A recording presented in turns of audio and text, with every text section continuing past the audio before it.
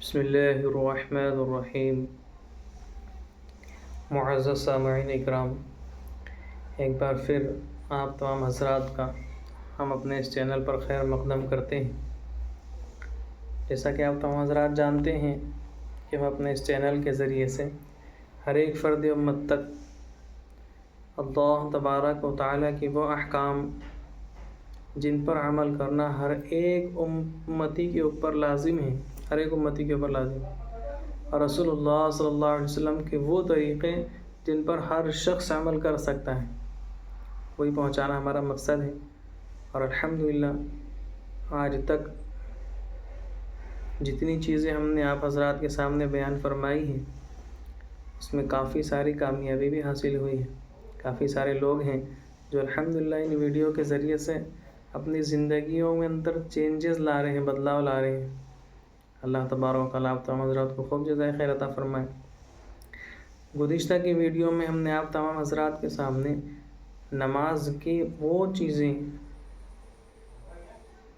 جن میں سے اگر کوئی ایک چیز بھی جان بوجھ کر چھوڑ دی جائے تو نماز فاسد ہو جاتی ہے، مطلب نماز کے واجبات، نماز کے فرائض، یہ چیزیں آپ تمام حضرات کے سامنے بیان کی ہیں، جن میں سے اور ہر ایک چیز کا درجہ بھی ہم نے آپ کے حضرات کے سامنے بتا دیا کہ فرض اگر چھوٹ جاتا ہے، چاہے بھولے سے چھوٹے چاہے جان بوجھ کر چھوٹے، تو نماز فاسد ہو جاتی ہے، اور اگر واجب جان بوجھ کر چھوڑا جا رہا ہے تو بھی نماز فاسد ہو جائے گی، اور اگر واجب بھولے سے چھوٹ رہا ہے تو سجدہ سہو کرنے سے نماز ہو جائے گی، لیکن اگر سجدہ سہو نہیں کریں گے تو نماز پھر اور سر نو دہرانی پڑے گی۔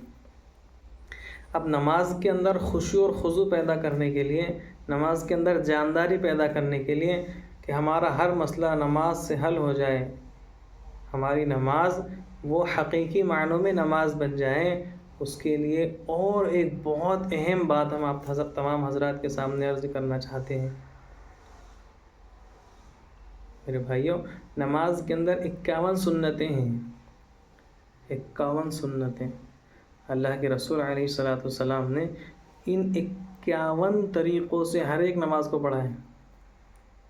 ہر ایک نماز کے اندر اللہ کے رسول علیہ السلام نے ان طریقوں کو ادا کیا ہے۔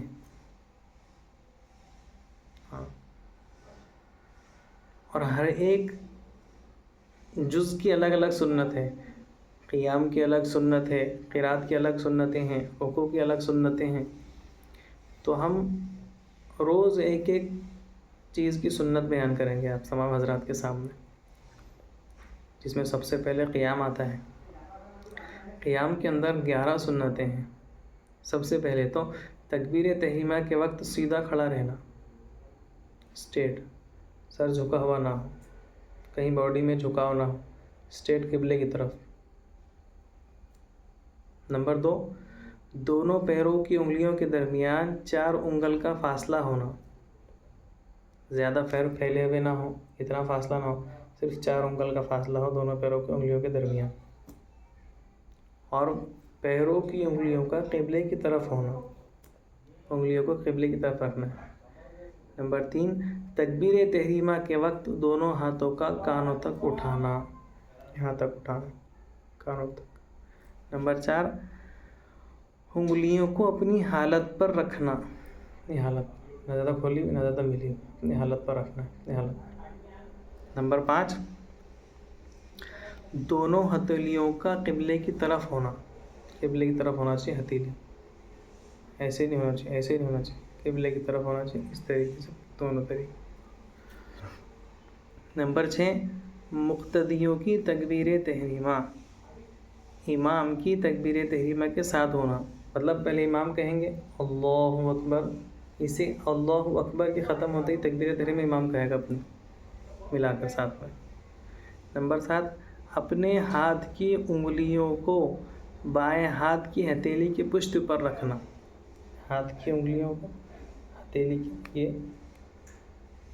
اس طریقے سے رکھیں۔ نمبر 8، انگوٹھے سے اور چنگلی سے حلقہ بنانا، اس کلائی کو پکڑا جائے گا انگوٹھے سے اور چنگلی سے، اس طریقے سے۔ نمبر 9، درمیانی 3 انگلیوں کو کلائی پر رکھنا، یہ اس پر رکھیں گے 3 انگلی، اور یہ ہتھیلی اس پہ آئے گی۔ نمبر 10 ناف کے نیچے ہاتھ باندھنا جی. اور نمبر 11 ثنا پڑھنا. یہ 11 سنتیں اللہ کے رسول علیہ الصلوۃ والسلام کی ہیں، جن کے ذریعے سے نماز کے اندر جانداری پیدا ہوگی، خشوع پیدا ہوگا، اور اس طریقے سے اگر ہم نماز پڑھیں گے تو ہمارے ہر مسئلے حل ہوں گے.